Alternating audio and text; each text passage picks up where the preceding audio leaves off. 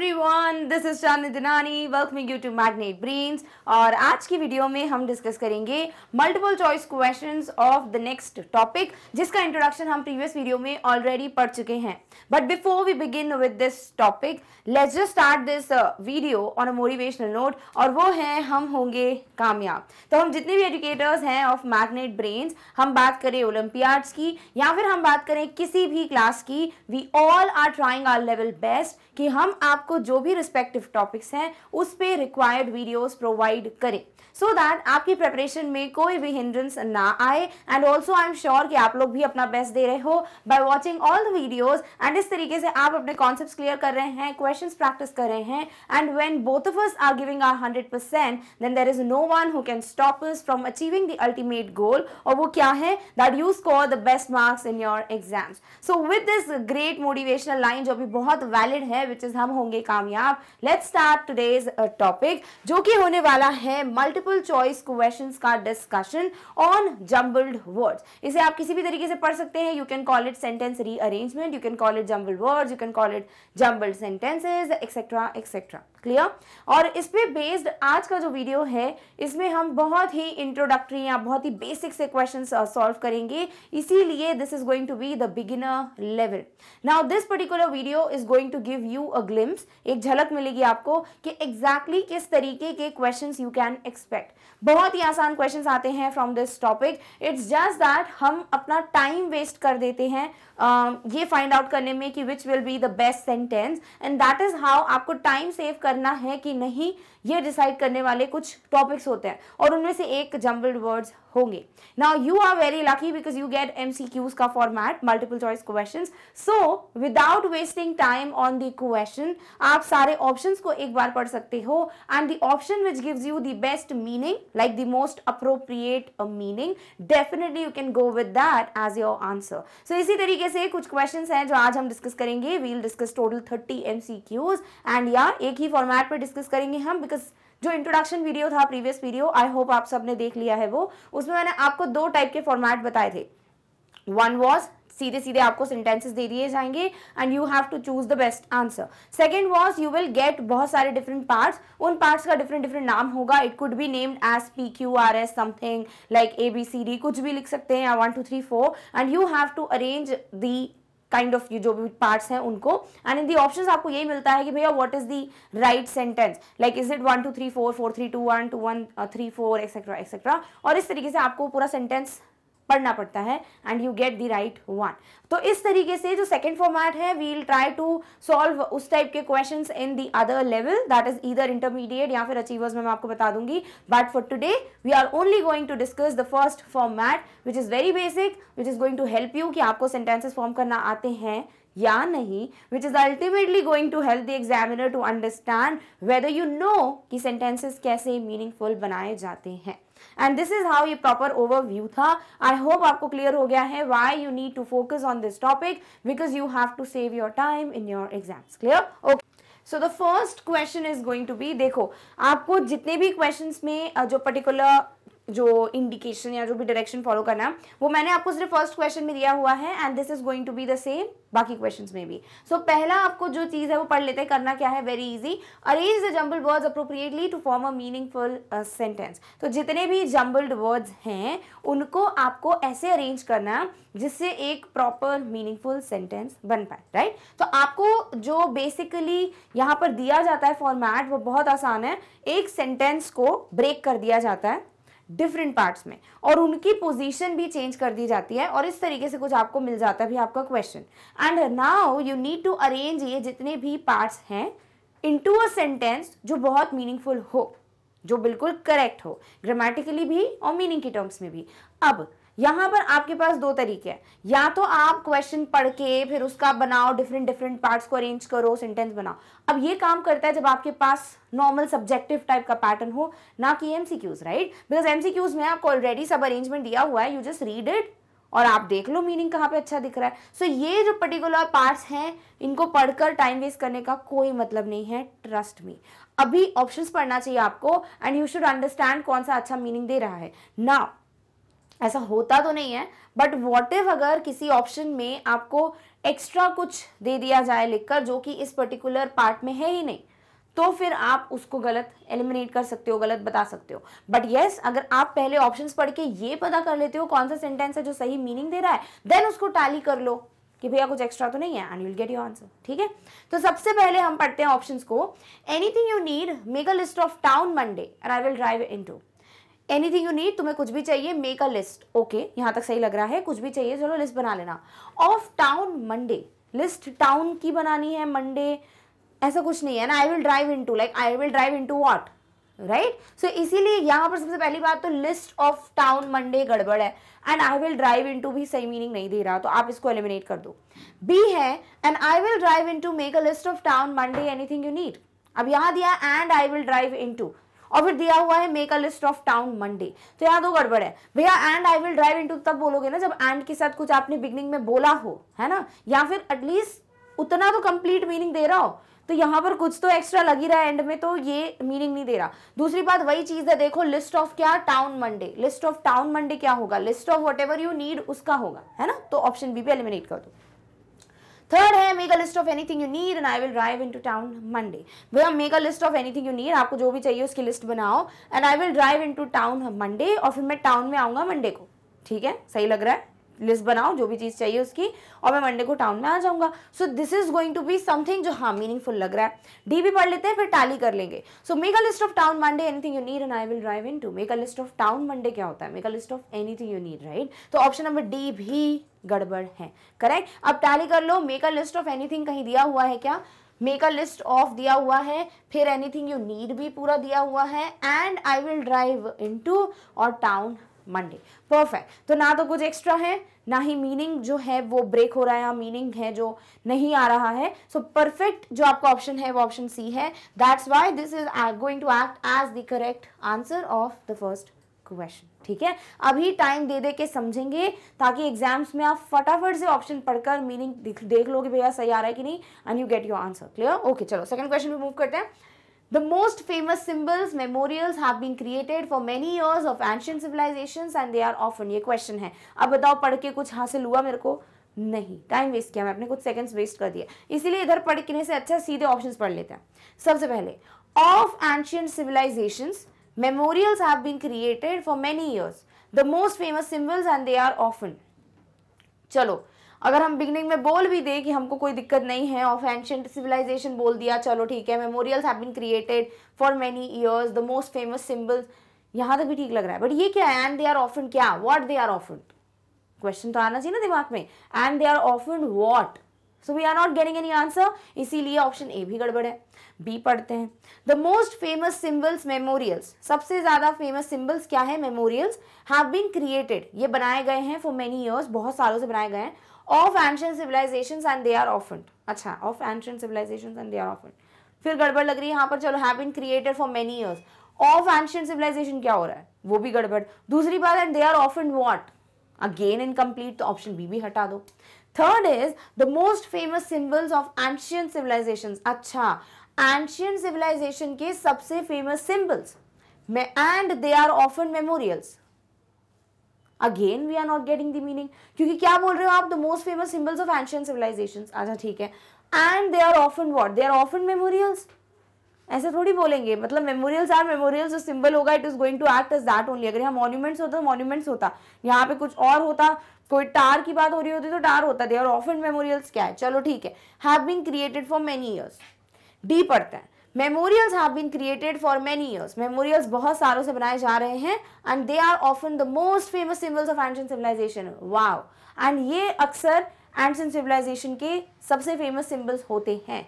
Perfect meaning क्या दिया सबसे पहले, कि मेमोरियल्स बहुत सालों से बनाए जा रहे हैं, और मेमोरियल्स अकेले नहीं है most famous, they are often, अक्सर यही सबसे फेमस सिंबल्स हैं किसके, एंशिएंट सिविलाइजेशन के। सो इस तरीके से ऑप्शन नंबर डी जो है this is the perfect one. अब टैली कर लेते हैं, memorials have been created for many years, okay, फिर है एंड दे आर ऑफन, ये रहा, फिर दिया हुआ है the most famous symbols and of ancient civilisations. क्या कुछ है जो एडिशनल है यहाँ पर, लाइक कुछ ऐड कर दिया गया है, एक्स्ट्रा है?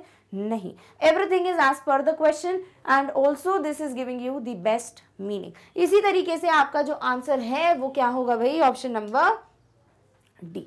क्लियर? ओके, थर्ड क्वेश्चन पे जाते हैं. Indicator for assessing the level of carbon dioxide is used as the condition of environment. फिर से क्वेश्चन पढ़ के कुछ नहीं मिला तो हम वहां पे अब ध्यान ही नहीं देंगे, ठीक है? अब नहीं पढ़ेंगे क्वेश्चन, अब सीधे ऑप्शंस पढ़ते हैं. द कंडीशन ऑफ इन्वायरमेंट, जो भी इन्वायरमेंट या पर्यावरण की कंडीशन है. The level of carbon dioxide, अच्छा इसको एक साथ लिख दिया है.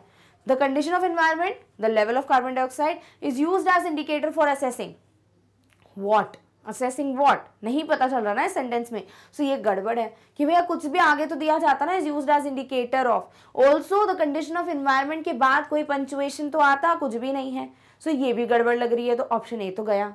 बी देखते हैं. The level of carbon dioxide, जो भी कार्बन डाइऑक्साइड का लेवल है. The condition of environment, again punctuation की दिक्कत है बिकॉज कंटिन्यू कर रहे हो, कुछ लगा ही नहीं रहा, कॉमा लगाओ, कुछ तो लगाओ, right? is used as indicator for assessing what. Again you're not getting the answer. Assessing what, right? तो इसीलिए यहाँ पर ऑप्शन बी भी गड़बड़ है. थर्ड पढ़ते हैं. The level of carbon dioxide is used as indicator for assessing the condition of environment. Perfect. क्या दिया है? कार्बन डाइऑक्साइड का लेवल जो है इसको यूज किया जाता है एज एन इंडिकेटर, क्या असेस करने के लिए? इन्वायरमेंट की कंडीशन को, कि पर्यावरण की स्थिति कैसी है, कंडीशन कैसी है, उसको असेस करने के लिए कार्बन डाइऑक्साइड का लेवल चेक किया जाता है. यस ऑफ कोर्स, तभी तो पता चलता है ना कि पोल्यूशन है कि नहीं. एयर पोल्यूशन है यहाँ पर, इस सिटी में एयर पोल्यूशन ज्यादा है, यहाँ पर बिल्कुल भी नहीं है, तो फिर जो भी लेना पड़ते हैं प्रिकॉशंस या जो भी स्टेप्स लेनी पड़ती हैं उनको फॉलो किया जाता है. सो ऑप्शन सी बिल्कुल सही मीनिंग दे रहा है. Let's read the last one too. The condition of environment is used as indicator for assessing the level of carbon dioxide. एक मिनट, environment की कंडीशन को यूज करेंगे कार्बन डाइऑक्साइड के लेवल को नापने के लिए. कार्बन डाइऑक्साइड का लेवल तो भैया हमको नापना पड़ेगा, तब जाके हमको एनवायरनमेंट की कंडीशन पता चलेगी. अदरवाइज आप कंडीशन देखकर कैसे बता दोगे कार्बन डाइऑक्साइड का लेवल? लेवल थोड़ी बता पाओगे. बट लेवल अगर पता हो कार्बन डाइऑक्साइड का तो क्या एनवायरनमेंट की कंडीशन पता चल जाएगी?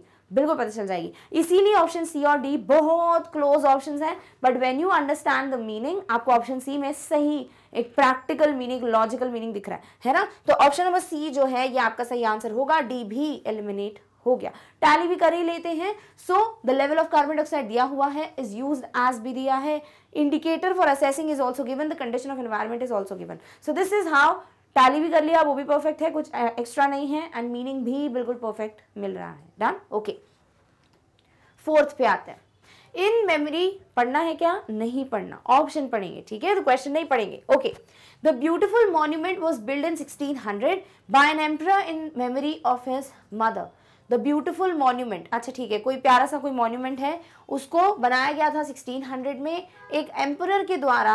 और क्यों बनाया था? अपनी उनकी जो मॉम है उनकी याद में, इन मेमोरी ऑफ हिज मदर ये बनाया गया था. अच्छा, बिल्कुल अच्छा लग रहा है, मीनिंग भी सही दिख रहा है, कुछ भी गड़बड़ नहीं लग रही है. चलो ठीक है, इसको साइड में रखते हैं, बीसीडी पढ़ लेते हैं. By an emperor was build in 1600 in memory of his mother the beautiful monument. अब ये जो है ना ऐसा सेंटेंस है जो बिल्कुल घुमा दिया है कि भैया एक एम्परर के द्वारा 1600 में बनाया गया अपनी मॉम की याद में ब्यूटीफुल मॉन्यूमेंट को. ब्यूटीफुल मॉन्यूमेंट अगर शिफ्ट हो जाता कहीं फ्रंट में, स्टार्टिंग में, बिगिनिंग में, तो फिर भी थोड़ा मजा आता. तो ऑप्शन बी तो भैया गड़बड़ है, अच्छा मीनिंग नहीं आ रहा, लाइक लग नहीं रहा है कि कोई बात है, तो ऑप्शन बी तो गड़बड़ है. सी पढ़ते हैं. Was build in 1600. What was build in 1600? कुछ तो होना चाहिए आगे सब्जेक्ट, हेल्पिंग वर्ब तो रख दिया वॉज, बट क्या बनाया गया था that also we need to know. So was build in 1600 the beautiful monument memory of his mother by an emperor. What was build? बाद में कहीं पे लिख दिया ब्यूटीफुल मॉन्यूमेंट, नहीं मिल रहा है मीनिंग, तो हटाओ इसको भी. डी पढ़ते हैं. The beautiful monument by an emperor in memory of his mother was build in 1600. Beautiful monument एक एम्परर के द्वारा अपनी मॉम की याद में 1600 में बनाया गया था. अब एक बात बताऊं, आप क्या बोलोगे अगर अभी मैंने जैसे दो सेंटेंस मेरे को बोलने हैं, ठीक है? पहला मैं बोलती हूँ कि ये जो ब्यूटीफुल मॉन्यूमेंट है उसको 1600 में बनाया गया था एक एम्परर के द्वारा अपनी मॉम की याद में. परफेक्ट लग रहा है. नेक्स्ट पढ़ते हैं. ब्यूटीफुल मॉन्यूमेंट एक एम्परर के द्वारा अपनी मॉम की याद में 1600 में बनाया गया. तो आपको नहीं लग रहा कि कुछ उल्टा कर दिया है, लाइक क्या पूरा घुमा फिरा के बताया है कि एक ब्यूटीफुल मॉन्यूमेंट एम्परर के द्वारा अपनी मॉम की याद में 1600 में बनाया गया? कि बेस्ट ये होगा कि एक ब्यूटीफुल मॉन्यूमेंट 1600 में एक एम्परर के द्वारा अपनी मॉम की याद में बनाया गया. परफेक्ट ये लग रहा है, ठीक है? जो अभी अभी मैंने बोला, इसीलिए ऑप्शन ए जो है वो सही है, ऑप्शन डी को हटा दो क्योंकि मीनिंग ही नहीं है और हमको मीनिंगफुल भैया चाहिए सेंटेंस. अब टैली कर लेते हैं. द ब्यूटीफुल मॉन्यूमेंट दिया हुआ है, वॉज बिल्ड इन 1600 दिया है, बाय एन एम्परर भी दिया है, मेमोरी ऑफ हिज मदर भी दिया. परफेक्ट, कुछ भी एक्स्ट्रा नहीं है, इसीलिए ऑप्शन नंबर ए जो है वो सही होगा। ऑल्सो अभी टैली नहीं भी करो तो चलेगा, क्योंकि सारे सेंटेंसेस आई नो कि कुछ भी एक्स्ट्रा ऐड नहीं किया है, ठीक है। बट क्वेश्चन पेपर में आई डोंट थिंक सो वैसे ऐसा कोई वो करते हैं कुछ कि आपको फंसाना पड़े कि हाँ चलो देखते बच्चे का ध्यान है कि नहीं कि भैया ये तो पार्ट्स में नहीं दिया हुआ है, इसीलिए चांस नहीं लेना है, क्योंकि वहां थोड़ी इतने क्वेश्चन आएंगे, आपको 1 या 2 मुश्किल से क्वेश्चन आते हैं कि आता है ज्यादातर। So yes, this is how आपको एक बार टैली कर लेना चाहिए after you are like convinced कि हाँ ये ऑप्शन का मीनिंग परफेक्ट है। Done, okay. 5th क्वेश्चन पे आते हैं। The American architect the road was constructed by and was inaugurated in the year 1970। Again question पे ध्यान गया, बट नहीं पढ़ना है। बार बार मैं आपको ये चीज ध्यान में दिला रही हूँ, क्वेश्चन पढ़ के अपना टाइम ही वेस्ट करो, क्योंकि मैं भी वही कर रही हूँ, क्वेश्चन पढ़ रही हूँ, मिल कुछ नहीं आना तो अल्टीमेटली ऑप्शन पे है। इस तरीके से क्वेश्चंस ज्यादातर प्रैक्टिस करने का आपको इसीलिए बोलता है, हर टीचर बोलता है कि भाई जितने क्वेश्चंस लगा सकते हो लगा डालो। क्यों? क्योंकि आपको समझ आता है कि क्या गलती मुझे एग्जाम में नहीं करनी है, क्या है जहां मुझे टाइम इन्वेस्ट करना है और क्या है जहां मुझे बिल्कुल अपना टाइम नहीं देना है ना। तो ये पढ़कर कुछ नहीं मिल रहा, कुछ प्राप्त नहीं हो रहा है, तो व्यर्थ है इसे पढ़ना। सबसे बेस्ट होगा कि आप ऑप्शंस पढ़ें, ठीक है। तो पहला option, the road was constructed and was inaugurated the American architect by in the year 1970। Starting में अच्छा लग रहा था कि हाँ चलो ठीक है शायद इसी में आंसर मिल जाएगा। रोड बनाया गया और इनॉग्रेट भी किया गया। अब इनॉग्रेट के बाद कुछ दिया ही नहीं, किसने इनॉग्रेट किया, कब किया, क्या, सीधे बोल दिया द अमेरिकन आर्किटेक्ट, फिर दिया है बाय, फिर दिया है इन, तो गड़बड़ है ना। हटा दो ऑप्शन ए को।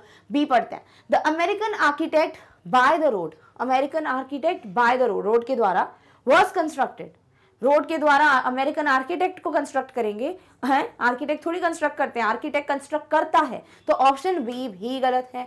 सी पढ़ते हैं, the road was constructed by the American architect, perfect, road को कंस्ट्रक्ट किया गया अमेरिकन आर्किटेक्ट के द्वारा, and was inaugurated in the year 1970। और इसका जो इनॉग्रेशन है वो कब किया था, 1970 में। क्या गड़बड़ लग रही कुछ? नहीं, बिल्कुल सही है, बिल्कुल परफेक्टली ज्वाइन किया एंड के साथ, परफेक्टली बताया क्या कंस्ट्रक्ट हुआ, किसके द्वारा हुआ, किस ईयर में हुआ। तो by the, in the perfect है, इन द मतलब इस समय की बात हो रही है, बाय मतलब इनके द्वारा, है ना। सो बाय द अमेरिकन जो आर्किटेक्ट है। सो ऑप्शन सी बिल्कुल सही लग रहा है। डी भी पढ़ लेते हैं, द रोड वॉज कंस्ट्रक्टेड, ठीक है, रोड कंस्ट्रक्ट किया गया, by and was inaugurated in the year 1970।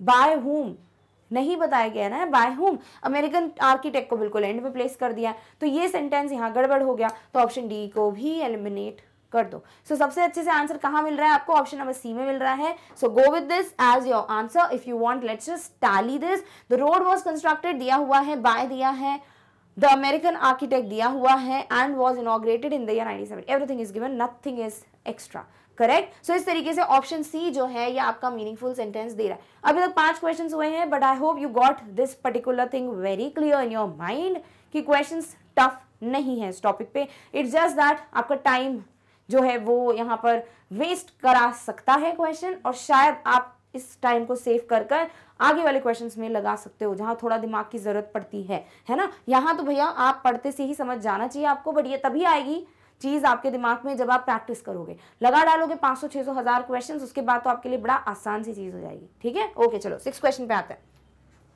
We watched a movie, the tickets so on TV were sold out. We got nothing from reading the question. Leave. Do not read the question, ठीक है। अब options पे आते हैं। We watched a movie, was sold out on TV, so the tickets. हमने movie देखी, फिर दिया है वर सोल्ड आउट ऑन टीवी, किसको सोल्ड आउट कर दिया टीवी पे, किसको बेच दिया, नहीं समझ आ रहा। So the tickets, what so the tickets, आगे सो द टिकट्स का भी कुछ नहीं बताया, तो ऑप्शन ए तो हटा दो। बी पढ़ते हैं, the tickets were sold out so we watched a movie on TV. Tickets जो हैं वो बिक चुकी थी, दे वर सोल्ड आउट, इसीलिए हमने मूवी को टीवी पे देखा, वेरी सैड, है ना। सो यहाँ पे क्या दिया हुआ है, the tickets were sold out, perfect, ठीक है, बता दिया है क्या सोल्ड आउट है भाई, टिकट्स। सोवी, और इसीलिए हमने, तो सोवी परफेक्ट, क्या किया भैया, मूवी को टीवी पे देखा, ओके डन, परफेक्ट, कुछ भी गड़बड़ नहीं है, इसको टिक कर दो। सी भी पढ़ते हैं, the tickets we watched a movie so वो sold out on TV, what, the tickets we watched on TV, हमने टिकट्स को वो भी नहीं दिया, ऑन टीवी भी दिया है, द टिकट्स वी वॉच्ड, जो टिकट्स हमने देखी थी, फिर बोल दिया अ मूवी, ठीक है, फिर दिया है so were sold out, what was sold out वो भी नहीं बताया, और सोल्ड आउट कहाँ, टीवी पे, ये भी कुछ गड़बड़ है, हटा दो ऑप्शन नंबर सी को। डी पढ़ते हैं, on TV were sold out the tickets so we watched a movie, है टीवी पर टिकट्स कैसे बिकेंगी, टीवी पर टिकट्स बिक गई और इसीलिए हमने मूवी देखी, कुछ मीनिंग नहीं निकल रहा, बिकॉज टीवी पे टिकट्स बिकने का कुछ भी लॉजिक नहीं है, तो ऑप्शन डी भी हटा दो। इसीलिए आपका ऑप्शन नंबर बी जो है ये परफेक्ट आंसर हो गया है।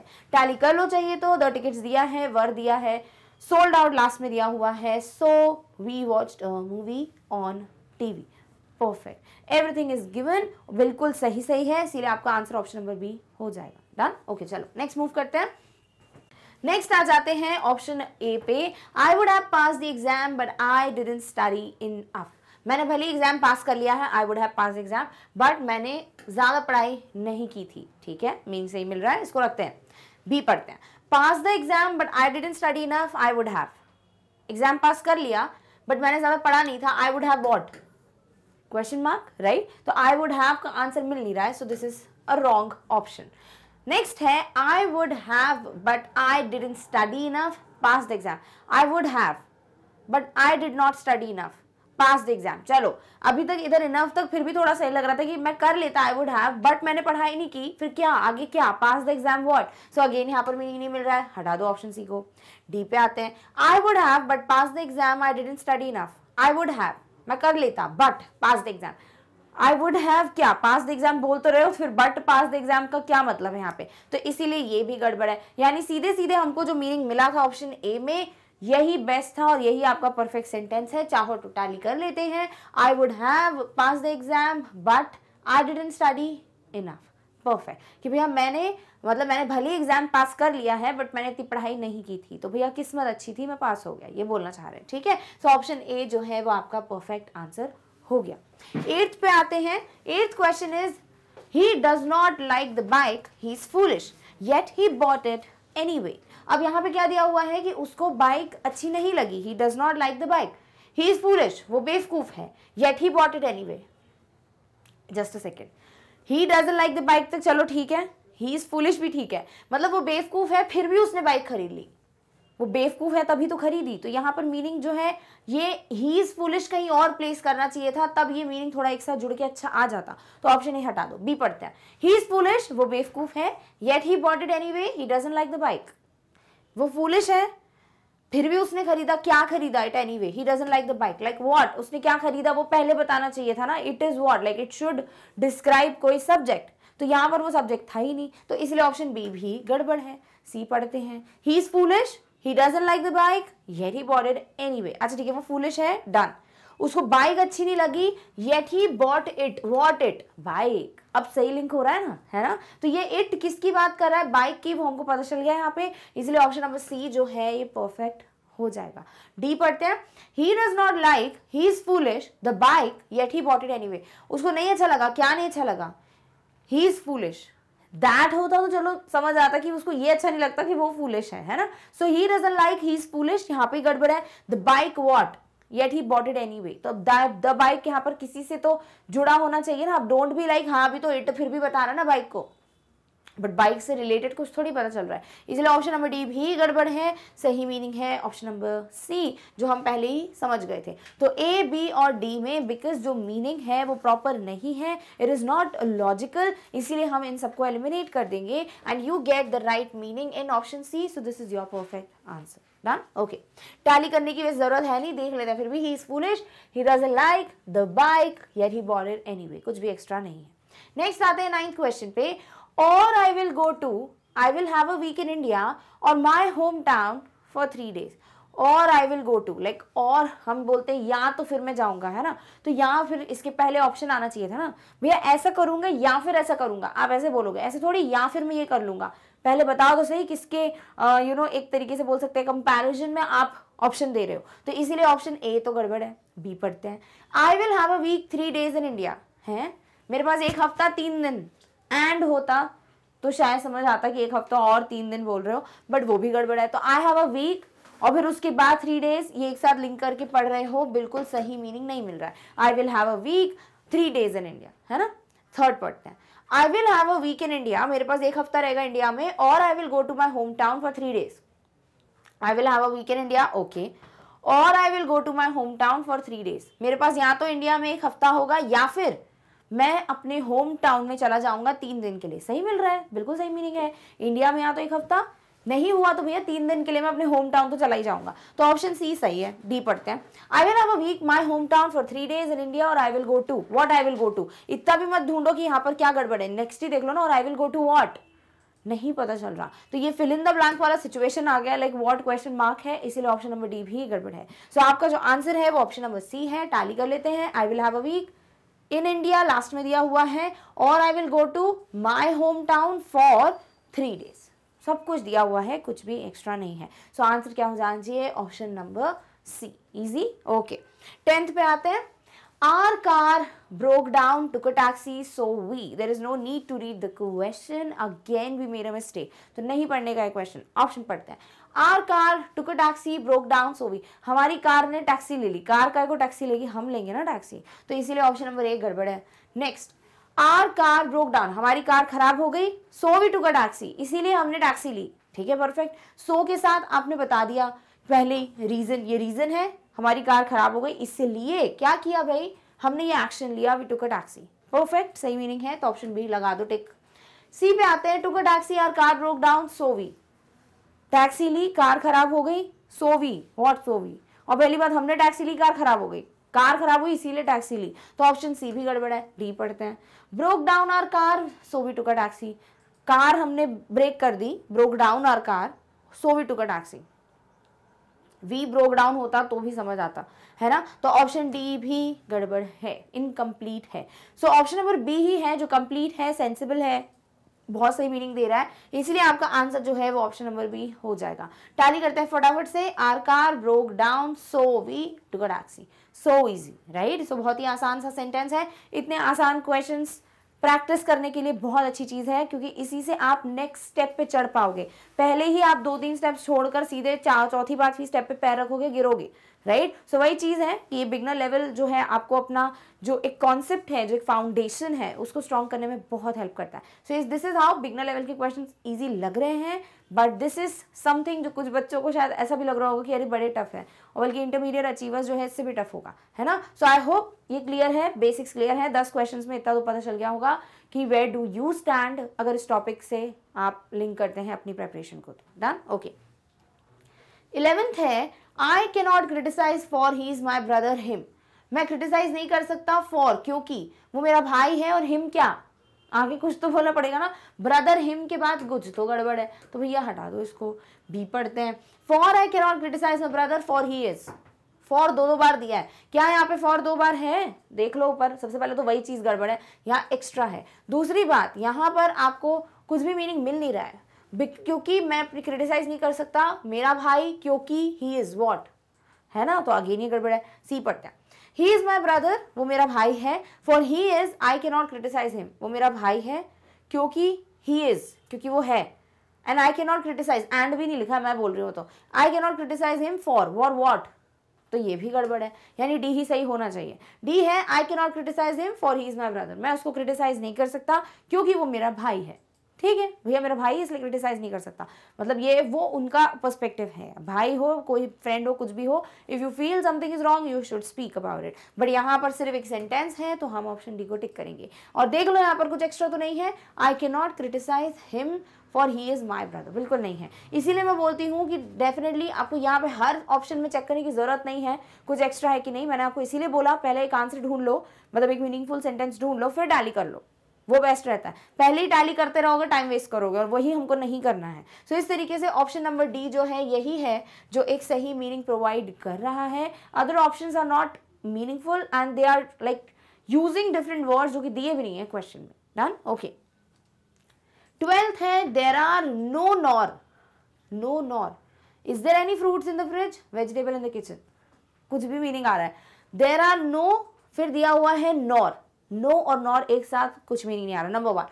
Number 2, is there any fruits in the fridge, is there any fruit आएगा, इज देयर एनी फ्रूट्स नहीं आ सकता, है ना। आर देयर एनी फ्रूट्स होता तो सही रहता, बिकॉज फ्रूट्स प्लूरल है, हमें प्लूरल के साथ हमेशा प्लूरल वर्ब यूज करना होता है, लाइक सब्जेक्ट प्लूरल तो verb plural, subject verb concord, right, subject verb agreement. और ये तो बड़ा बेसिक सा है, अगर आप बोलते हो वन बॉय तो you use one verb only, the boy is, you never say the boy are, right. So उसी तरीके से फ्रूट्स है तो इज नहीं आ सकता, ये भी एक गड़बड़ है। बाकी सारी गड़बड़ पकड़ो ना पकड़ो, यहाँ पे पकड़ लो। ऑल्सो नोन और एक साथ पढ़ के भी गड़बड़ ही लग रही है, तो वो भी आपको एलिमिनेट करने में मदद करेगा इस ऑप्शन को। सेकंड बात करते हैं, fruits in the fridge, fridge में fruits, nor is there any vegetable, ना ही वेजिटेबल है। अब नॉर तो तब बोलोगे ना जब आगे कुछ नेगेटिव यूज करोगे, नीदर नॉर बोलते, नीदर होता तो भी हम सोचते कि हाँ ये सही है, बट यहाँ पे कुछ भी नहीं दिया तो ऑप्शन बी भी गड़बड़ है। सी पढ़ते हैं, there are no fruits in the fridge, fridge में बिल्कुल भी फ्रूट्स नहीं है। Nor is there any vegetable in the kitchen, और किचन में कोई वेजिटेबल भी नहीं है। परफेक्ट है ना, तो फ्रूट्स नहीं है फ्रिज में, ना ही किचन में कोई वेजिटेबल है, कुछ भी नहीं है इन शॉर्ट, तो ऑप्शन सॉरी सी जो है वो सही होगा। ऑल्सो यहाँ आप देखो आर फ्रूट्स है, सही है, क्योंकि जब भी हम बात करते हैं ना देयर की, वैसे हम बात करेंगे ग्रामेटिकल रूल्स की, बट थोड़ा सा पढ़ लेते हैं यहाँ पर। जब भी देयर की बात करते हैं you have to either use singular, इसके बाद सिंगुलर वर्ब, या फिर आप यूज करेंगे कोई plural verb, right.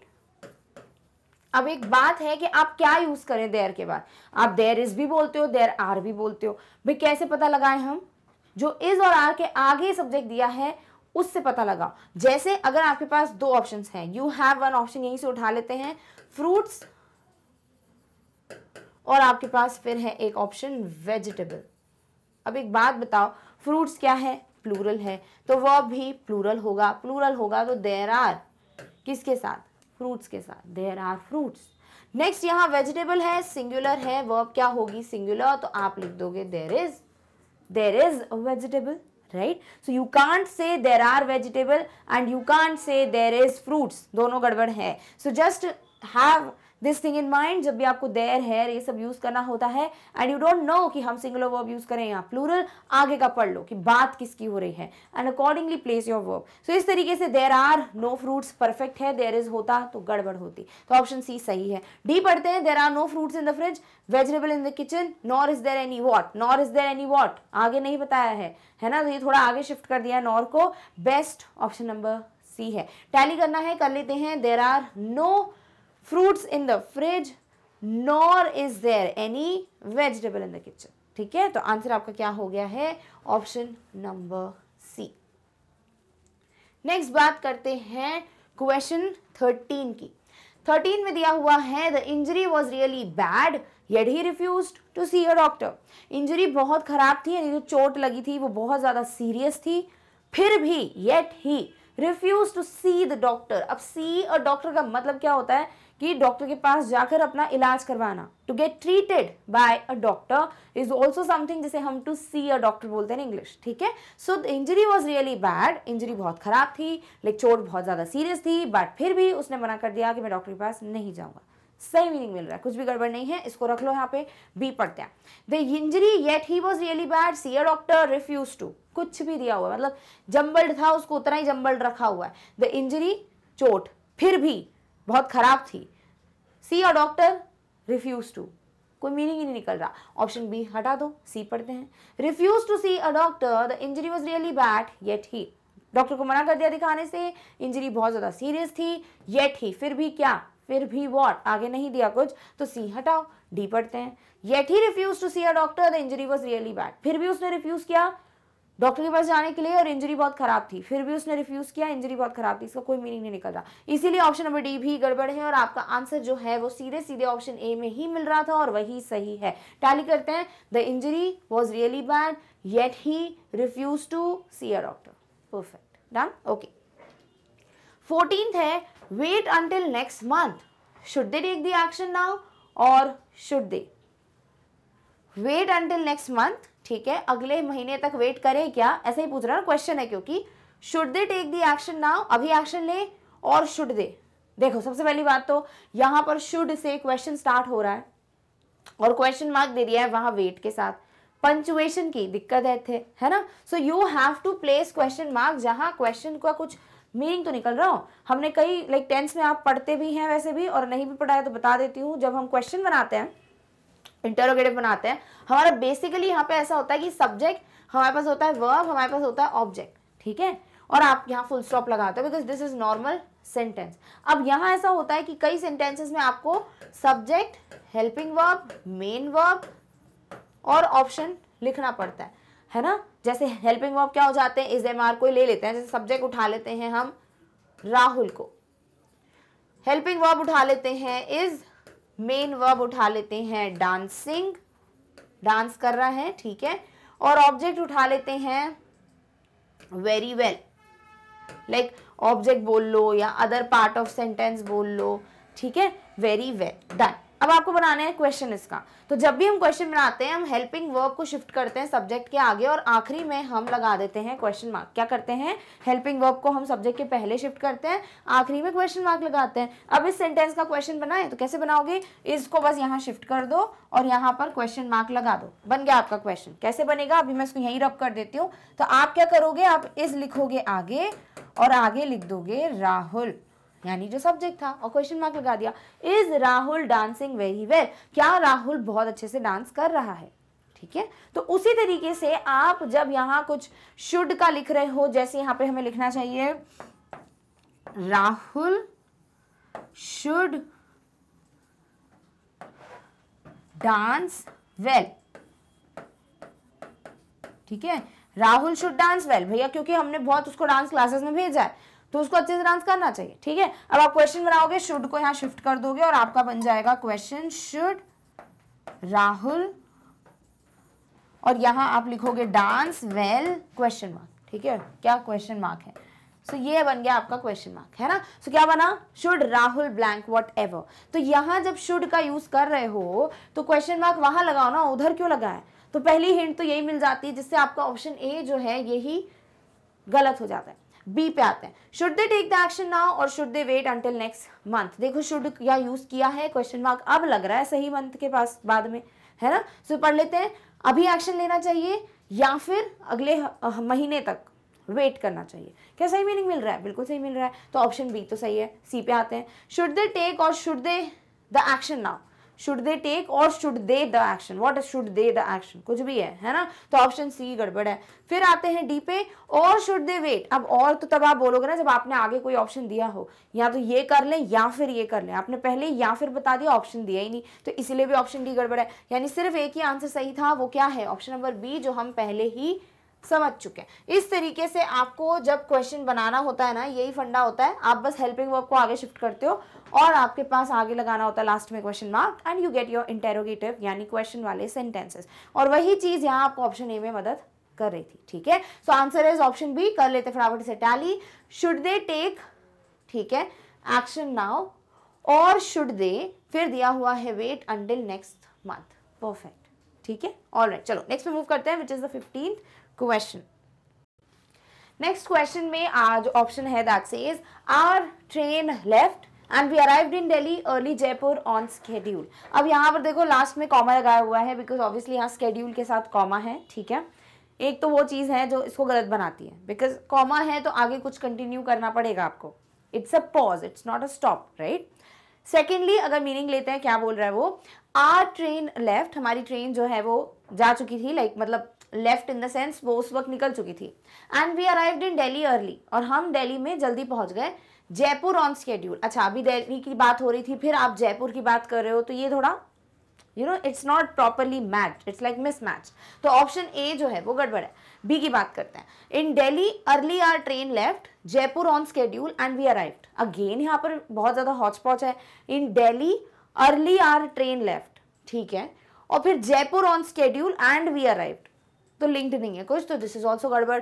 Third is our train left Jaipur on schedule, हमारी ट्रेन जयपुर से निकल चुकी थी टाइम पे, and we arrived in Delhi early, और हम दिल्ली में जल्दी पहुंच गए। हाँ, अब ये हुआ ना थोड़ा मीनिंगफुल सेंटेंस कि भैया जयपुर से हमारी ट्रेन जो है वो टाइम पे निकली, it left the station on proper time, जैसा भी स्केड्यूल था, एंड इसीलिए हम जो है दिल्ली में जल्दी पहुंच गए। सो ये जो है प्रॉपर सही सेंटेंस है। डी है and we arrived in Delhi, और हम दिल्ली में पहुंच गए अर्ली, जल्दी। Our train left Jaipur on schedule, and आगे क्या, सो यहाँ एक तो एंड से स्टार्ट करो, एंड के पहले का कुछ लिंक नहीं है। ऑल्सो यहाँ पे स्केड्यूल के बाद आपने इनकम्प्लीट उसको छोड़ दिया है विद अ कॉमा, तो डेफिनेटली ये मीनिंगफुल नहीं है। तो आंसर जो है वो सिर्फ एक है, वो है option number C, because everything is proper in this. अब पार्ट्स देख लेते हैं। आर ट्रेन लेफ्ट, फिर दिया है Jaipur on schedule and we arrived in Delhi early. Perfect, ठीक है, तो आपको सब प्रॉपरली दिया हुआ है। So this is how answer क्या हो जाएगा, ऑप्शन नंबर सी। नेक्स्ट आते हैं 16th पे, at least that's what she says, a really good job she is got. At least मतलब कम, मतलब एटलीस्ट इन द सेंस सब होता है ना, मतलब ये है वो बात जो वो बोलती है, ठीक है। दैट्स व्हाट शी सेज, और ये है उसने जो बोला है, क्या बोला है, अ रियली गुड जॉब, एक अच्छी नौकरी, शी हैज गॉट, उसको मिली है, एक अच्छी नौकरी उसको मिली है, ठीक है। और फिर उधर बोल रहे हो एटलीस्ट, फिर बोल रहे हो दैट्स व्हाट शी सेज, तो बहुत गड़बड़ है, लाइक मीनिंग ऊपर नीचे हो रहा है ना। अब नेक्स्ट पढ़ते हैं। She has got at least, at least मतलब कम से कम उसको मिला है, that's what she says a really good job, और वो कहती है अच्छी जॉब, तो उसको क्या मिला है वो तो बताया ही नहीं है ना, तो ऑप्शन बी भी गड़बड़ है। She has got a really good job, हाँ ये हुई ना बात, यहाँ पे बता दिया कि उसको अच्छी नौकरी मिली है। At least that's what she says, मतलब ये वो चीज है जो वो बोलती है कि उसको अच्छी जॉब मिली है, हाँ ठीक है, मीनिंग अच्छा है। डी की बात करते हैं। That's what she says, she has got a really good job, at least यही है वो चीज जो वो बोलती है कि उसको अच्छी जॉब मिली है, कम से कम उसको अच्छी जॉब मिली है, ऐसा होता तो सही मीनिंग होता। तो ऑप्शन डी में भी गड़बड़ है। सो इस तरीके से सिर्फ एक ही है जिसमें सही मीनिंग मिल रहा है, and that we have got option number C, she has got a really good job, उसको अच्छी जॉब मिली है, एटलीस्ट कम से कम ये है वो, मतलब ये चीज है जो वो बोलती है, ठीक है। अब यहाँ पर दैट्स व्हाट शी सेज दिया हुआ है क्या, हाँ दिया है, then you have a really good job, perfect, she has got at least, done, ठीक है। पंचुएशन का भी कुछ इधर उधर नहीं किया है, सब परफेक्टली यहाँ पर बोल सकते हैं अरेंज्ड है, ठीक है। सो यहाँ option number C is going to act as your meaningful sentence. 17 पे आते हैं। He said that he was working last night. He was not seen at the office. However, he said, उसने कहा that he was working last night, कि वो कल रात को काम कर रहा था. He was not seen at the office. However, अब however के बाद क्या, यहाँ तो इसको पहले प्लेस कर दो तब जाके कुछ पता चले, तो ऑप्शन नंबर ए गड़बड़ है। बी की बात करते हैं। He said that he was working last night. उसने कहा कि वो कल लाइक जो पिछली रात है, प्रीवियस नाइट वो काम कर रहा था। However, but he was not seen at the office. But वो ऑफिस में देखा ही नहीं गया, तो वो ऑफिस में था ही नहीं, और उसने बोला कि मैं काम कर रहा हूँ, तो डेफिनेटली उसने झूठ बोला। तो ऑप्शन नंबर बी जो है ये सही मीनिंग दे रहा है। Third is however he was not seen at the office. He was working last night. He said that. भले ही लाइक however वो नहीं दिखा ऑफिस में, ठीक है, वो काम कर रहा था रात को, ऐसा उसने कहा। अभी क्या कहा वो पहले आना चाहिए ना, ही सेड दैट, कि वो रात को काम कर रहा था। अब ये ऐसे लास्ट में नहीं बोलोगे आप कि वो काम कर रहा था ऑफिस में नहीं दिखा, ऐसा उसने कहा। उसने ऐसा कहा कि वो रात को काम कर रहा था, ऐसे बिगिन करते हो, कहीं पे कुछ भी प्लेस नहीं करते, तो ऑप्शन सी में गड़बड़ है, of like the arrangement. D की बात करते हैं। ही सेड दैट हाउएवर, उसने कहा कि फिर भी, ही was working last night eight the office, he was not scene. अब ये लिंक कर दिया, यहाँ पे काम करा था रात को, फिर ऑफिस में नहीं दिखा, तो कुछ तो मतलब यहाँ पे गड़बड़ है कि कुछ एक्स्ट्रा वर्ड आना चाहिए था यहाँ पे, है ना। तो ऑप्शन डी भी गड़बड़ है, यानी कि we got our answer in the very like पहले ही मिल गया था हमको beginning. He said that he was working last night, however he was not seen at the office. उसने कहा कि मैं रात को काम कर रहा था, बट वो ऑफिस में था ही नहीं। अब देख लेते हैं यहाँ पर, ही सेड दैट, फिर दिया है ही वाज वर्किंग लास्ट नाइट, फिर दिया है however he was not seen at the office। Perfect, कुछ भी एक्स्ट्रा नहीं है, एंड मीनिंग भी बहुत सही है। सो आपका आंसर जो है वो ऑप्शन नंबर बी हमको मिल गया। नेक्स्ट बात करते हैं 18th क्वेश्चन की। Option says he turned himself in to the police, otherwise they would have arrested him। तो उसने खुद ही अपने आप को पुलिस के हवाले कर दिया, नहीं तो उसको पुलिस वैसे भी अरेस्ट कर लेती।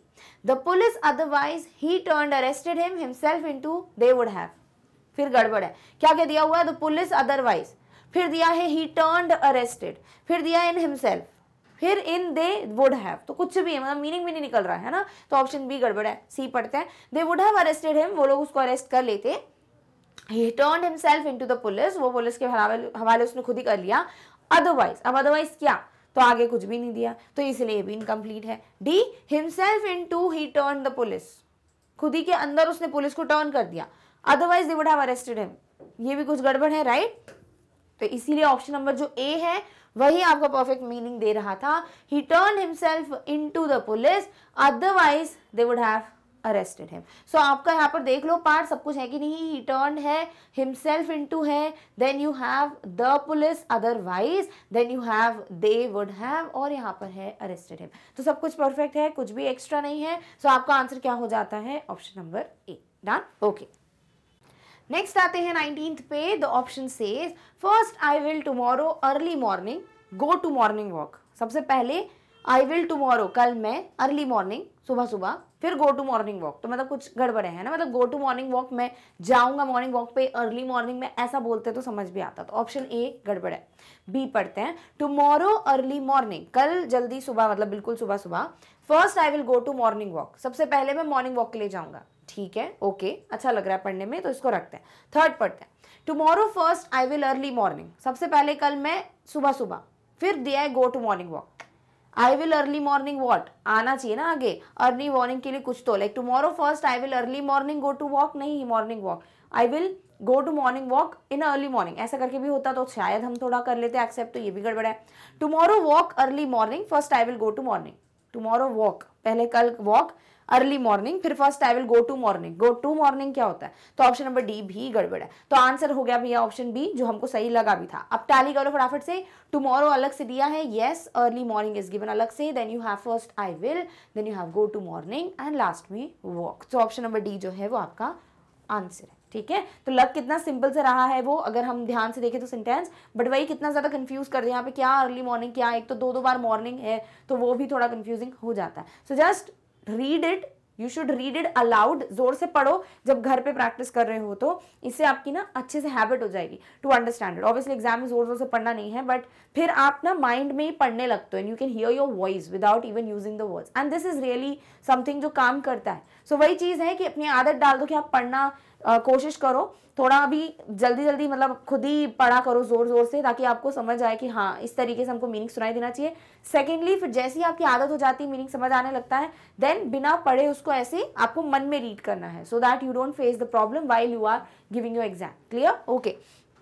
28 पे आते हैं। पहला ऑप्शन है this is my, I have only seen it, once favourite film, how ever.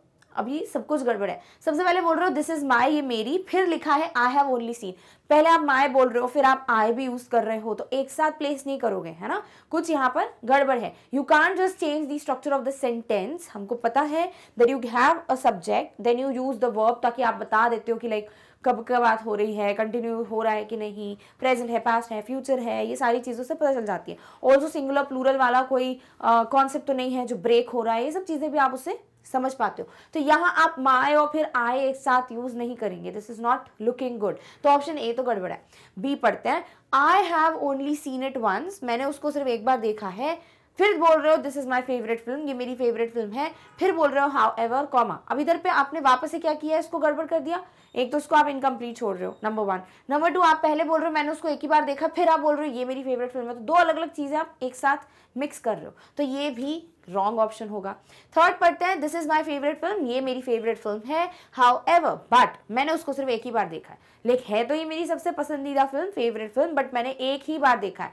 Because generally क्या होता है, when you have something like कोई फेवरेट बुक या फेवरेट, चलो बुक तो फिर भी एक बार चलो पढ़ सकते हो, बट मूवी अगर फेवरेट होती है तो आप एटलीस्ट 2 से 3 बार तो देख ही चुके होते हैं, मोर देन दैट, करेक्ट। तो वही चीज है यहाँ पर कि आप हाउ एवर तब बोल रहे हो व्हेन यू गिव समथिंग, और फिर आप उससे बिल्कुल एक हटके कोई चीज बोल रहे हैं कि मेरी फेवरेट फिल्म है बट मैंने सिर्फ एक ही बार देखी है, ठीक है। So however, I have only seen it once, perfect लग रहा है, so this is right one. D है this is my however, this is my however, फिर दिया है favourite film, I have only seen it once. आप यहाँ पर हाउएवर तब यूज करते थे कुछ अलग बता रहे होते, अभी बोल रहे हो दिस इज माई, फिर बोल रहे हो हाउएवर फेवरेट फिल्म, फिर उसके बाद बोल रहे हो एक ही बार देखा है। सो यस, ये थोड़ा गड़बड़ है हाउएवर की वजह से, तो ऑप्शन डी भी गलत है। तो option number C is going to act as your answer, ये मेरी फेवरेट फिल्म है बट मैंने उसको सिर्फ एक ही बार देखा है। अब टैली करते हैं, दिस इज माई अलग से दिया हुआ है, favourite film you have been given है यहाँ पे, फिर you have however, I have only seen it once, perfect, सब कुछ वैसा ही है जैसा क्वेश्चन में है, nothing is extra, clear, okay. अब आते हैं लास्ट 10 क्वेश्चंस पे। 21 says please list attendance register your name in it. अभी प्लीज लिस्ट का मतलब यहाँ पे मेंशन करना है ना, तो please list what, your name, not attendance register, क्योंकि आगे आप नाम की बात कर रहे हो और यहाँ पे बोल रहे हो अटेंडेंस रजिस्टर लिस्ट करो। So option A again problematic है। बी की बात करते हैं, your name please list in the attendance register. कभी भी कोई नहीं बोलता योर नेम फिर प्लीज, आप ये बोल सकते हैं प्लीज फिर योर नेम, है ना, बट फिर भी गड़बड़ लगेगा। Please your name what, please list your name, है ना, बिकॉज लिस्ट क्या है, मेंशन करना। तो आप क्या बोल रहे हो कि अपना नाम प्लीज यहाँ पे मेंशन कर दीजिए। सो प्लीज लिस्ट होता तो हम थोड़ा बहुत इसको कंसिडर कर लेते एक बार, but option B is wrong, like please list beginning में होता तो। नेक्स्ट है in the attendance register your name please list. ये मीनिंग भले आपको सही दे रहा हो बट बिल्कुल भी सही अरेंज नहीं है। अटेंडेंस रजिस्टर में अपना नाम प्लीज लिस्ट कर दो, मेंशन कर दो, है ना। तो यहाँ पर वही चीज है कि आप जब पढ़ रहे हैं आपको सही लग रहा है कि हाँ चलो ठीक है, बट दिस इज गड़बड़। यू विल नॉट से अटेंडेंस रजिस्टर में अपना नाम प्लीज लिस्ट कर दो, आप बोलेंगे अटेंडेंस रजिस्टर में प्लीज अपना नाम लिस्ट कर दो। देख रहे हो डिफरेंस समझ आ रहा है पढ़ने में। अब पढ़ते हैं last, please list your name, please आप अपना नाम जो है वो मेंशन कर दीजिए अटेंडेंस रजिस्टर में। दिस इज परफेक्ट, है ना। तो अटेंडेंस रजिस्टर में अपना नाम प्लीज मेंशन कर दो, ये आप बोलना चाह रहे हैं और ये बहुत सही है। In the beginning you requested, then you told कि आप क्या चाह रहे हैं, कहाँ मेंशन करना। You can't be like order देके लास्ट में आप प्लीज बोल दो, राइट। सो ऑप्शन क्या हो जाना चाहिए 21 का, option number D, which gives you the best meaning. फटाफट से टैली करो, प्लीज लिस्ट अलग से दिया है, your name in the attendance register, perfect. 20 second पे आता है। 20 सेकेंड का ऑप्शन है, I spent all go to London this year my savings so I can't.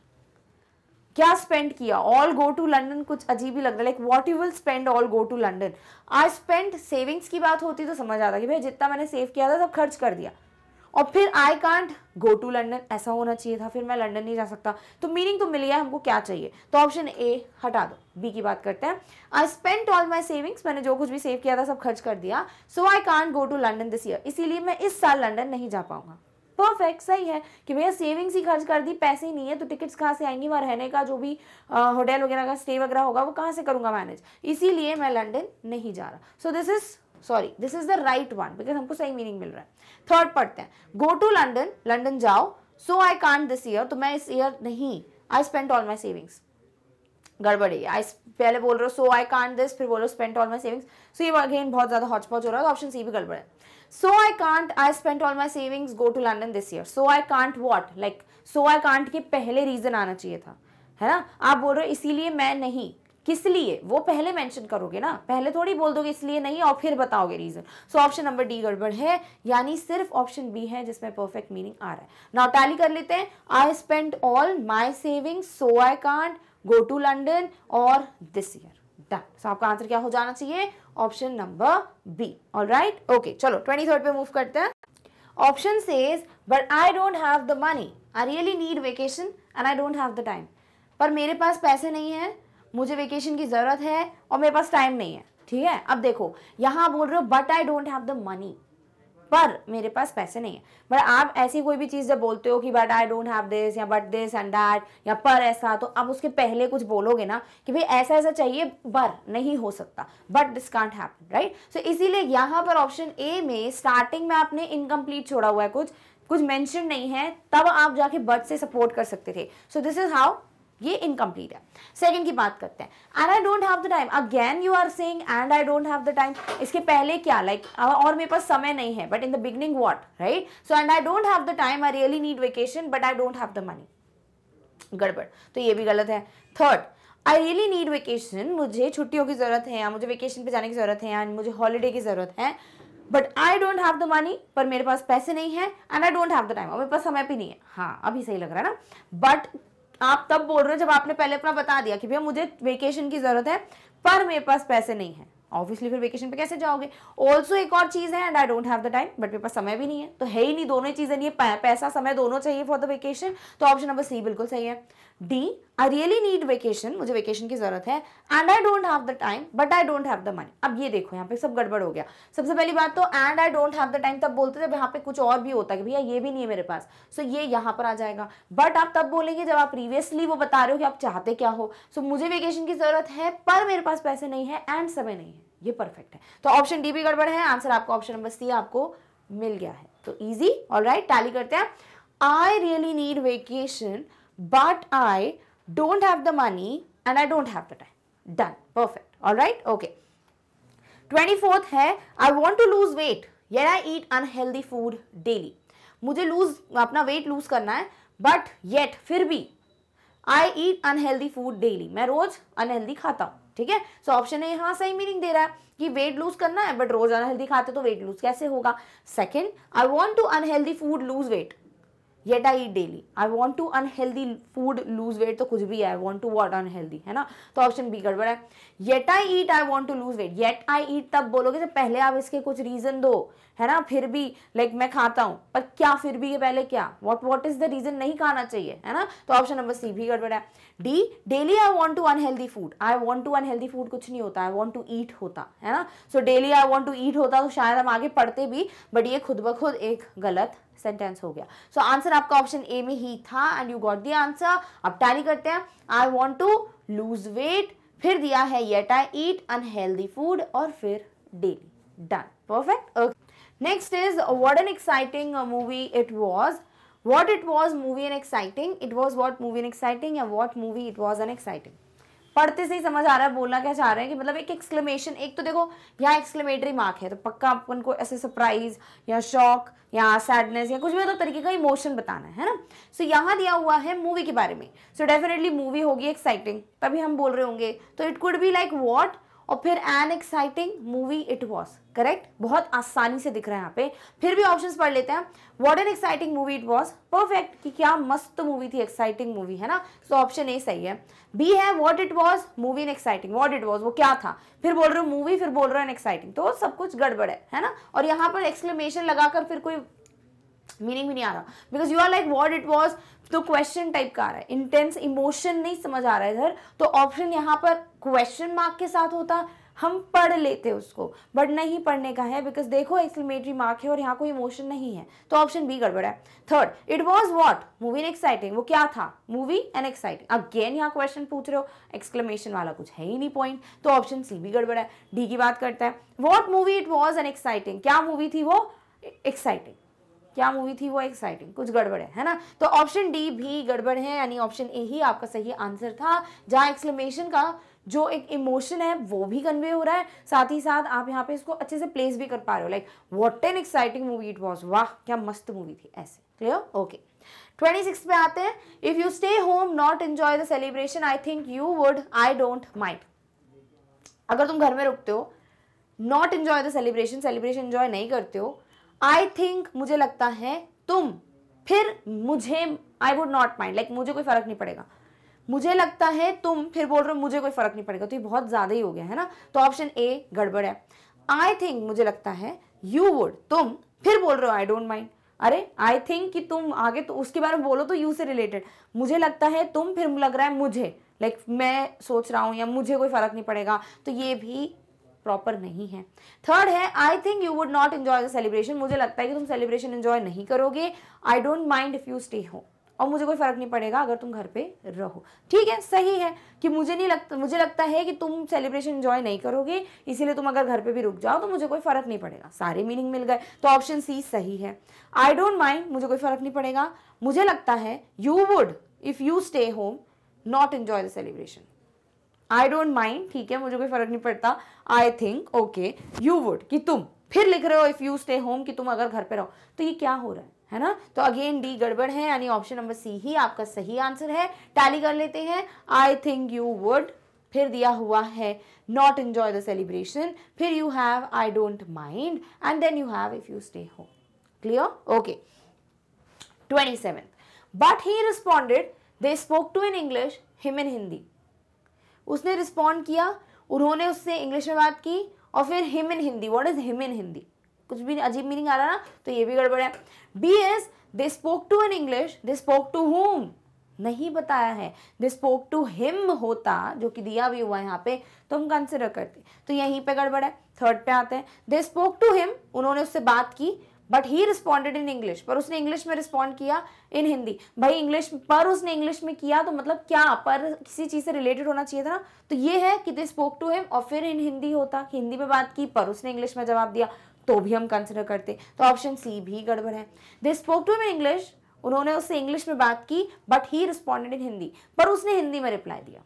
Perfect है ना। तो ये देख लो अलग अलग भी दिया हुआ है, they spoke to him in English but he responded in Hindi. Perfect, meaning भी सही है, ऑर्डर भी सही है, पार्ट्स भी सही है, कुछ भी एक्स्ट्रा नहीं है। सो आंसर जो है वो डेफिनेटली ऑप्शन नंबर डी होगा। ठीक है, अब यहाँ इंग्लिश हिंदी का नहीं है इतना रोल, मतलब ऐसा नहीं है कि हाँ इंग्लिश ही आना चाहिए हिंदी आना चाहिए, इट्स जस्ट दैट एक ही ऑप्शन है इसमें मीनिंग सही मिल रहा था, तो अब ये सेंटेंस अच्छा है। अगर इधर ये होता है spoke to in Hindi but he responded in English, तो क्या गड़बड़ है? बिल्कुल नहीं है। तो आपको बस ये चीज ध्यान में रखनी है कि क्या दिया है। ऑल्सो इफ यू फील कि आपके पास दोनों ऑप्शन है, सपोज अगर हम यहाँ पे ले लेते हैं option, let me right this, ये लिखा है दे, फिर लिखा है स्पोक टू हिम, फिर दिया है इन हिंदी, फिर दिया है but he responded in English. ठीक है, कौन सा सही ऑप्शन है? आप बोलोगे मैम कोई फर्क थोड़ी पड़ रहा है हिंदी इंग्लिश, कोई इशू ही नहीं है। अरे क्यों नहीं पड़ रहा है फर्क? देखो इधर इंग्लिश के बाद कॉमा दिया है, यानी पक्का ये एंड में नहीं आ रहा है, ये कहीं बीच में आ रहा है ना। तो यहाँ ये गड़बड़ है, ये सही है। So this is the hint which is most appropriate यहाँ पे, कि अगर दोनों ऑप्शन के मीनिंग सही निकल रहे होते तो फिर पंचुएशन है जिसका रोल आ जाता है, कि यहाँ कॉमा है तो भैया it could not like and at comma, because comma एक तरीके का पॉज है, लाइक थोड़ा थम जाओ फिर बोलो, and full stop is full stop, like you have to stop there, है ना। तो इसीलिए ये यहाँ पर एक जो हिंट है वो ध्यान में रखनी है। क्लियर? ओके, चलो 28 पे आते हैं। She did not like to read not very good as she was at it. उसको पढ़ना नहीं पसंद था, फिर लिख रहे हो बिल्कुल भी अच्छा नहीं क्योंकि वो उसमें थी। नहीं आ रहा मीनिंग, ऑप्शन ए गड़बड़। B, she did not like to read, उसको पढ़ना नहीं पसंद, as she was not very good at it, क्योंकि वो उसमें अच्छी नहीं थी, उसको पढ़ने में मतलब वो इतनी माहिर नहीं है, इसीलिए उसको पढ़ना पसंद नहीं है। हाँ ठीक है, परफेक्ट, ठीक है, बिल्कुल परफेक्ट। तो ऑप्शन बी आपका करेक्ट आंसर हो जाना चाहिए। थर्ड, एज शी वॉज, क्योंकि वो थी, she did not like to read, उसको पढ़ना नहीं पसंद, not very good at it, कुछ बीच में गड़बड़ है ना, कुछ तो लिंक नहीं हो रहा। फिर यहाँ स्टार्टिंग में भी एज शी वॉज, फिर बोल रहे हो शी डिड नॉट, तो ये थोड़ा गड़बड़ हो गया। तो ऑप्शन सी भी हटा दो, डी पड़ता है।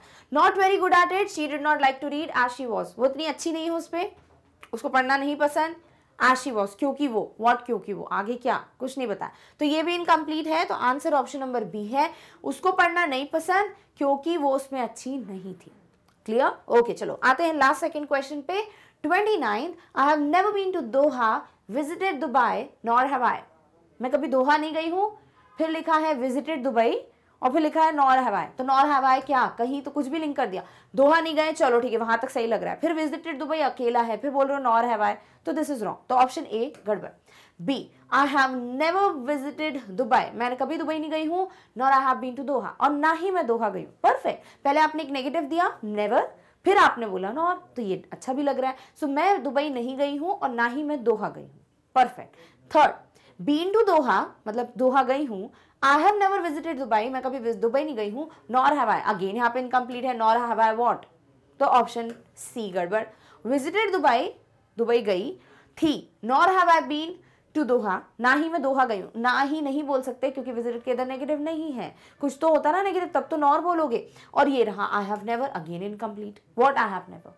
सो इसीलिए आपका आंसर जो है वो ऑप्शन नंबर बी है, कि मैं कभी दुबई नहीं गई हूँ और ना ही मैं दोहा गई हूँ। ठीक है, सो यहाँ पर पार्ट्स भी देख लो, I have never visited Dubai, nor have I पहला वाला, and then you have been to Doha. Perfect, सब कुछ एक्स्ट्रा बिल्कुल भी नहीं है, मतलब सब कुछ वैसा ही है जैसा क्वेश्चन में दिया। क्लियर? ओके, चलो आ जाते हैं लास्ट और फाइनल क्वेश्चन पे, विच is the 30th question. Eventually killing the king, they succeeded in their plan of. Eventually मतलब अंत में, अंततः, फाइनली, है ना। तो eventually killing the king, they succeeded in their plan of, in their plan of what, plan of दिया है, आगे बताओ ना प्लान क्या है, तो ऑप्शन ए गड़बड़ है। इवेंचुअली, फाइनली, अंत में, दे सक्सीडेड, वो सक्सेसफुल हुए, इन देयर प्लान ऑफ, अब आ गया ना प्लान, क्या प्लान था उनका, ऑफ किलिंग द किंग, यानी कि लास्ट में वो सक्सेसफुल हुए अपने प्लान को कंप्लीट करने में, और प्लान था किंग को मार देना, किलिंग द किंग, तो ये बिल्कुल सही है। दे succeeded killing the king eventually in their plan of, तो वो मतलब सक्सेसफुल हो गए किंग को किल करने में, इन देयर प्लान ऑफ, अपने प्लान में, मतलब प्लान क्या नहीं पता चल रहा, तो ऑप्शन सी गड़बड़ है। D, eventually they succeeded killing the king in their plan of, finally वो सक्सेसफुल हो गए किंग को मारने में, अपने प्लान में गड़बड़ है। सो इस तरीके से एक ही ऑप्शन है जो ऑप्शन नंबर बी है, और 5 भी देख लो, eventually they succeeded in their plan of killing the king.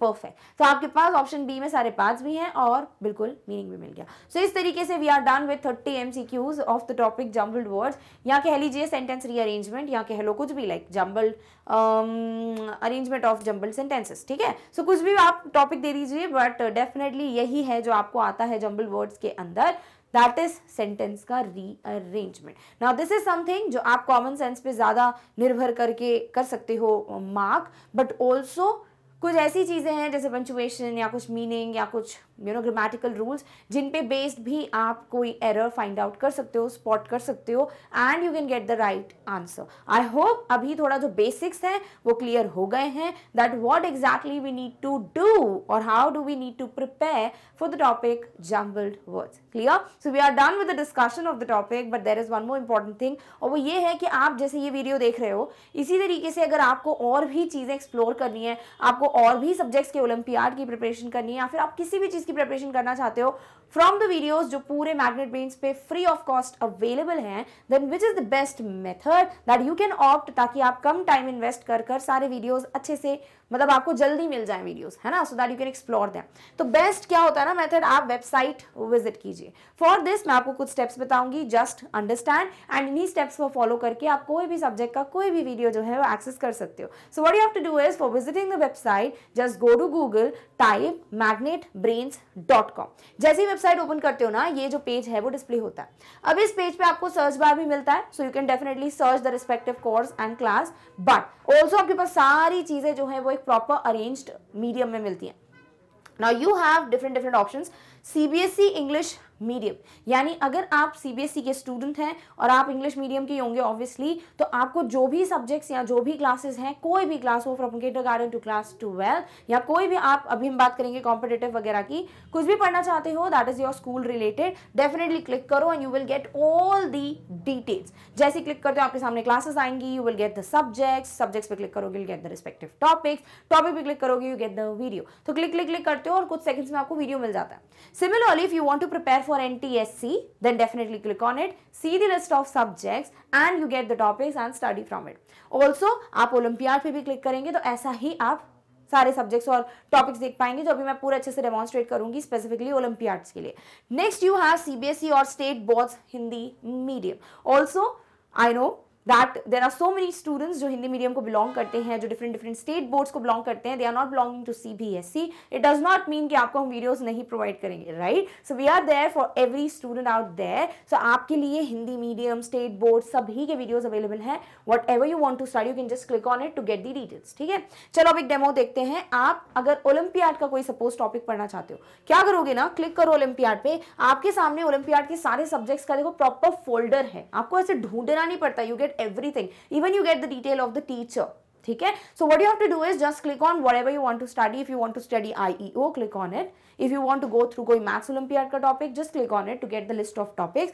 Then you have general knowledge, that is GK olympiad, जो प्लीज क्लास रिलेटेड मत जाओ कि 9th के बच्चे पढ़ सकते हैं, नहीं, आप किसी भी क्लास के हैं और अगर आपको अपना जनरल नॉलेज इंप्रूव करना है, बेस्ट है, क्लिक करो, you get the videos. Also if you want to study science, specifically chemistry, अगर आपको प्रिपेयर करना है for science olympiad, you can click on it to get the list of topics. Now what you have to do is, कोई भी एक पे click कर दो। जैसे अगर आप क्लास 9th IEO का कोई टॉपिक देखना चाहते हो, क्लिक करो, आपके सामने उससे रिलेटेड लिस्ट ऑफ सारे टॉपिक्स आएंगे, click on the topic to get the video. Suppose आपने क्लिक किया सिलेबस ओवरव्यू पे, you got the respective video in front of you. So इतना आसान होता है to just get the videos of the respective topic, ताकि आप बस क्लिक करते हो, you get the video and you study from it. Clear? अब आपको लगता है कि मुझे इसी तरीके से और भी सब्जेक्ट्स को एक्सप्लोर करना है, click on the cross icon just right here and you gate again the list of topics. Back button पे क्लिक करके आप वापस क्लास चेंज कर सकते हो, आप सब्जेक्ट चेंज कर सकते हो, एंड डेफिनेटली आप सारे वीडियोज जो है ईजिली एक्सेस कर सकते हैं। Done? Okay.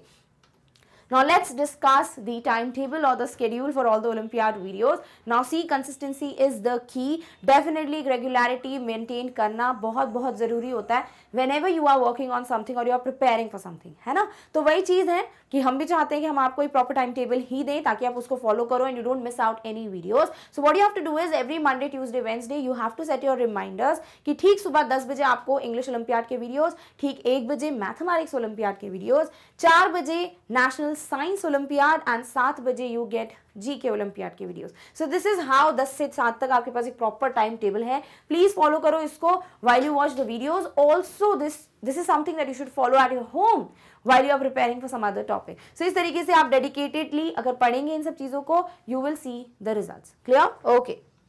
So with this, we have finally come to an end of the discussion of today's topic and about the website and the timetable. I hope you understood each and everything. I hope you understood कि कैसे questions आप expect कर सकते हो if you have to just study about like the basic level of jumbled words or sentence rearrangement. Now we are going to meet in the next video जहाँ हम intermediate level के questions solve करेंगे. But for now, if you feel that this video was beneficial for you, please consider giving a big fat thumbs up to the video. Share this and share about the channel with as many people as you can. And yes, अगर कोई update miss नहीं करनी है तो फटाफट से जाके click कर दो सब्सक्राइब बटन पे. So with this, do not forget to like, share and subscribe. And yes, we have come to an end of this particular video, but in the next one we are going to meet you very soon with the next topic. Till then, take care of yourself. Thank you so much for watching. Bye.